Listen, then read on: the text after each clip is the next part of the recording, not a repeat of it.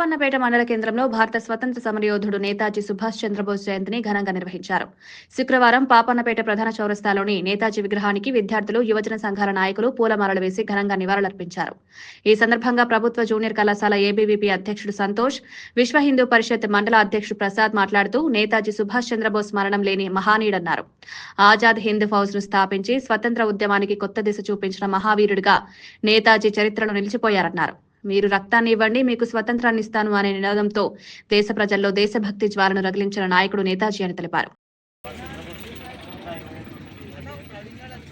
1997 జనవరి 23 ఆయన మనకు దేశానికి స్వాతంత్రంలో రక్తాన్ని ఇవ్వండి, నేను స్వాతంత్రాన్ని ఇస్తాను అన్న పెద్ద యోధుడు సుభాష్ చంద్రబోస్.